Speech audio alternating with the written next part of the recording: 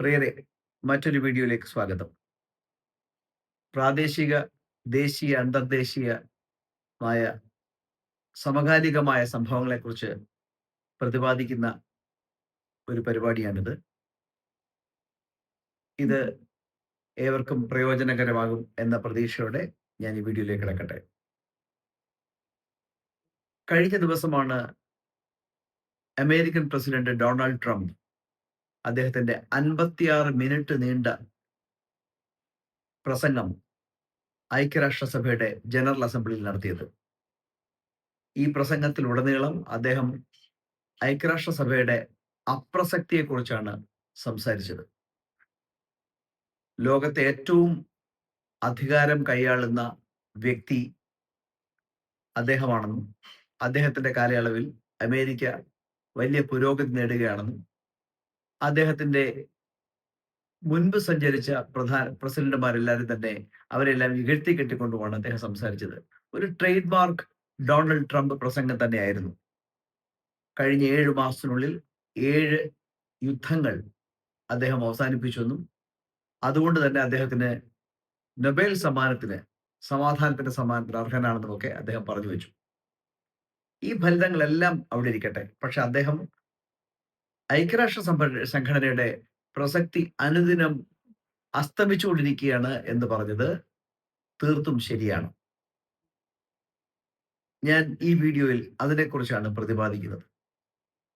ഐക്യരാഷ്ട്ര സംഘടനയെക്കുറിച്ച് പറയുന്നതിന് മുൻപേ, ഐക്യരാഷ്ട്ര സംഘടന ഉണ്ടാകുന്നതിന് മുൻപേ ഉണ്ടായ ലീഗ് ഓഫ് നേഷൻസ് എന്നൊരു കാര്യത്തെക്കുറിച്ചും എന്നൊരു സംഘടനയെക്കുറിച്ചും നമ്മൾ മനസ്സിലാക്കണം. ലീഗ് ഓഫ് നേഷൻസ് നിലവിൽ വരുന്നത് 1920 ജാനുവരി 10 ഐക്യരാഷ്ട്ര സംഘടനയുടെ ഒരു പിൻഗാമി എന്ന് വേണമെങ്കിൽ പറയാം. ലോകത്തെ ആദ്യത്തെ ഒരു അന്തർദേശീയ സംഘടനയാണ് ലീഗ് ഓഫ് നേഷൻസ്. 1917 അവസാനിച്ച ഒന്നാം ലോക മഹായുദ്ധത്തിന് ശേഷമാണ് ലീഗ് ഓഫ് നേഷൻസ് ഉണ്ടാകുന്നത്. 1919 വേഴ്സായി ട്രീറ്റി, ഫ്രാൻസിലെ വേഴ്സായി ട്രീറ്റി പ്രകാരമാണ് ലീഗ് ഓഫ് നേഷൻസ് ഉണ്ടാകുന്നത്. നമ്മൾ ഓർക്കേണ്ട ഒരു കാര്യം, 1945 വരെയുള്ള കാലഘട്ടത്തിൽ ലോകത്തെ ഏറ്റവും ശക്തരായിരുന്നത് അമേരിക്ക ആയിരുന്നില്ല, യൂറോപ്യൻ രാജ്യങ്ങളായിരുന്നു. അപ്പോൾ യൂറോപ്പിന്റെ ആധിപത്യം നിലനിന്നിരുന്ന ആ അവസരത്തിൽ ഇംഗ്ലണ്ടും അവരുടെ അലൈഡ് ഫോഴ്സസും ജർമ്മനിയെ പരാജയപ്പെടുത്തിയതിനു ശേഷം ഇനിയൊരു ലോകമഹായുദ്ധം ഉണ്ടാകരുത് എന്ന ലക്ഷ്യത്തോടെയാണ് ലീഗ് ഓഫ് നേഷൻസ് എന്നൊരു സംഘടന ഉണ്ടാക്കിയത്. തുടക്കത്തിൽ ഏതാണ്ട് 48ഓളം രാജ്യങ്ങൾ ഇതിനകത്തുണ്ടായിരുന്നു. ഒടുവിൽ 56 രാജ്യങ്ങൾ വരെ മെമ്പർമാരായിരുന്നാണ് എൻ്റെ വിശ്വാസം. ഇതിന്റെ ലക്ഷ്യങ്ങളായി കണ്ടിരുന്നത്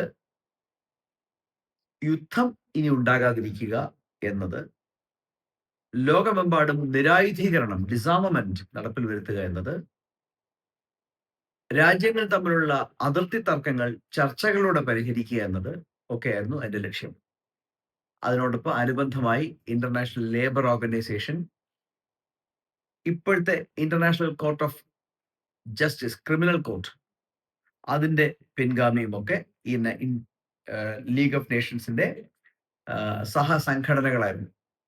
പക്ഷേ ഈ ലീഗ് ഓഫ് നേഷൻസ് വിചാരിച്ചതുപോലെ പ്രവർത്തിച്ചില്ല, അതിന് വിജയിക്കാനായില്ല. അതിന് പല കാരണങ്ങളുണ്ട്. ഒന്ന്,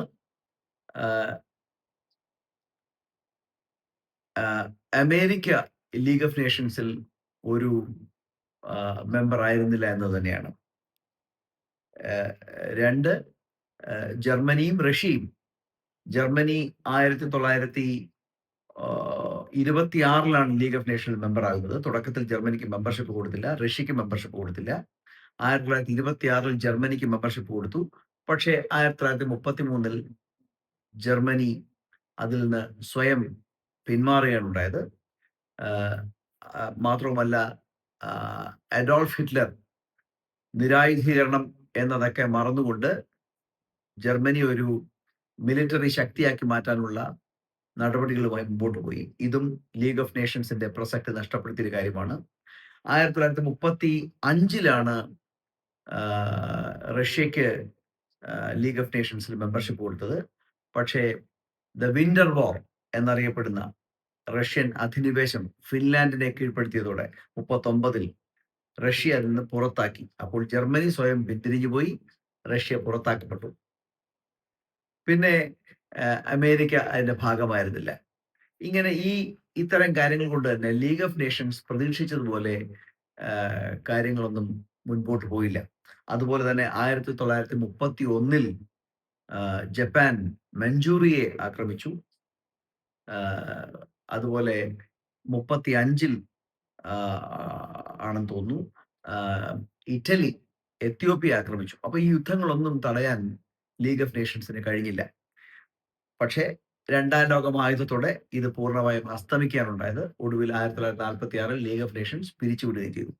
അപ്പോൾ ലീഗ് ഓഫ് നേഷൻസ് പൂർണ്ണമായി പരാജയപ്പെട്ടു എന്ന് പറഞ്ഞുകൂടാ. കാരണം ലോകത്താദ്യമായി ഒരു ലോക സംഘടന ഉണ്ടാവുകയാണെങ്കിൽ അതുവഴി ലോക സമാധാനം നിലനിർത്താൻ പറ്റുന്ന പ്രത്യാശകൾ കൊടുക്കാൻ ലീഗ് ഓഫ് നേഷൻസിന് കഴിഞ്ഞു.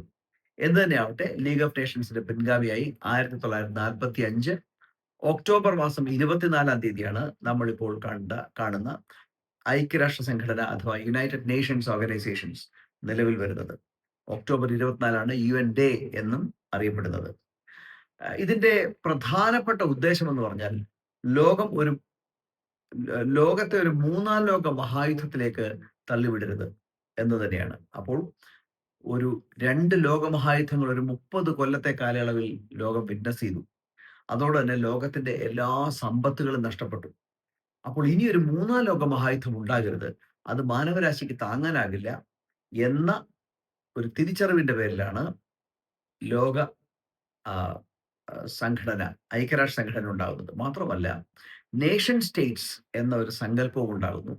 സോവറിൻ സ്റ്റേറ്റ്, ഒരു അതുവരെയുള്ള ലോക രാജ്യ സങ്കല്പം എന്ന് പറയുന്നത് ഒരു രാജ്യത്തിന് ഒരു ജനത ഉണ്ടാവണം, ബൗണ്ടറി ഉണ്ടാവണം, ഗവൺമെന്റ് ഉണ്ടാകണം. ഈ 3 കാര്യങ്ങളായിരുന്നു കരുതിയിരുന്നത്.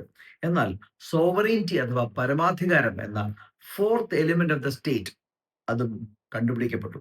അപ്പോൾ ഇപ്പോൾ ഒരു ദേശസങ്കല്പം എന്ന് പറയുന്നത്, രാജ്യസങ്കല്പം എന്ന് പറയുന്നത്, ഒരു രാജ്യത്തിന് ഒരു ബൗണ്ടറി ഉണ്ടാവണം, ജനത ഉണ്ടാവണം, ഗവൺമെന്റ് ഉണ്ടാവണം, അത് മാത്രം പോരാ, പരമാധികാരം ഉണ്ടാകണം. അപ്പോൾ പരമാധികാര രാജ്യങ്ങൾക്ക് മാത്രമേ യുണൈറ്റഡ് നേഷൻസിൽ മെമ്പറാകാൻ കഴിയുകയുള്ളൂ. കേരളത്തിനോ തമിഴ്നാടിനോ പഞ്ചാബിനോ മെമ്പറാകാൻ കഴിയില്ല. കാരണം അവരൊന്നും പരമാധികാര പ്രദേശങ്ങളല്ല. എന്നാൽ ഇന്ത്യ ഒരു പരമാധികാര പ്രദേശമാണ്. ഇന്ത്യക്ക് യുണൈറ്റഡ് നേഷൻസിൽ മെമ്പർഷിപ്പ് ഉണ്ടാകും. യുണൈറ്റഡ് നേഷൻസ് ഉണ്ടാകുമ്പോൾ അതിന്റെ സ്ട്രക്ചർ എന്ന് പറഞ്ഞാൽ ഒരു ജനറൽ അസംബ്ലി ഉണ്ട്. അതിൽ എല്ലാവരും മെമ്പർമാരാണ്. 193 രാജ്യങ്ങളാണ് യുണൈറ്റഡ് നേഷൻസിൽ ഇപ്പോൾ ആയിട്ടുള്ളത്. എന്നാൽ യഥാർത്ഥ അധികാരം ഇരിക്കുന്നത് യുണൈറ്റഡ് നേഷൻസ് സെക്യൂരിറ്റി കൗൺസിലാണ്. അതിൽ 5 പെർമനന്റ് മെമ്പർമാരും 10 നോൺ പെർമനന്റ് മെമ്പർമാരുമാണ് ഉള്ളത്. അപ്പോൾ യുണൈറ്റഡ് നേഷൻസ് എന്ത് തീരുമാനമെടുത്താലും സെക്യൂരിറ്റി കൗൺസിൽ ഇത് പാസ്സാക്കണം. സെക്യൂരിറ്റി കൗൺസിൽ മെജോറിറ്റിയിൽ പാസ്സാക്കുക മാത്രം പോരാ, 5 പെർമനന്റ് മെമ്പർമാർ ഈ പ്രമേയത്തിനെതിരായി വീറ്റോ അധികാരം ഉപയോഗിക്കുകയും ചെയ്യരുത്. അപ്പോൾ 14 മെമ്പർമാരും ഒരു കാര്യം പറഞ്ഞു, എന്നാൽ ഒരു പെർമനന്റ് മെമ്പർ അത് വീറ്റോ ചെയ്യുകയാണെങ്കിൽ പിന്നെ ആ റെസൊല്യൂഷൻ പാസ്സാവുകയില്ല. നമുക്കറിയാം, യുക്രൈൻ റഷ്യൻ വാർ, അതിന്റെ കാര്യത്തിൽ ലോകത്തെ രാജ്യങ്ങളെല്ലാം കൊണ്ടുവന്ന റെസൊല്യൂഷൻ റഷ്യ വീറ്റോ ചെയ്തു. റഷ്യ വീറ്റോ പവറുള്ള രാജ്യമാണ്. അതുപോലെ പാലസ്തീന് സ്വതന്ത്ര രാജ്യ പദവി നൽകണം എന്നതിനെ അമേരിക്കയും വീറ്റോ ചെയ്യും. മറ്റ് 14 രാജ്യങ്ങളും അനുകൂലിച്ചാലും അമേരിക്കയുടെ വീറ്റോയുടെ പുറത്ത് അത് ഇല്ലാതായി. അപ്പോൾ വീറ്റോ അധികാരം 5 രാജ്യങ്ങൾക്കാണ്.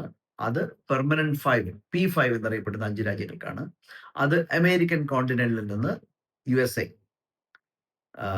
ഏഷ്യൻ കോണ്ടിനെന്റിൽ നിന്ന് ചൈന, യൂറോപ്യൻ കോണ്ടിനെന്റിൽ നിന്ന് ബ്രിട്ടൻ, ഫ്രാൻസ്, റഷ്യ.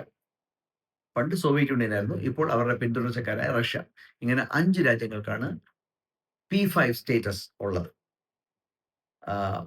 ഇനി യുണൈറ്റഡ് നേഷൻസിന്റെ പ്രസക്തി നഷ്ടപ്പെട്ടു എന്നത് തീർത്തും ശരിയായ കാര്യമാണ്.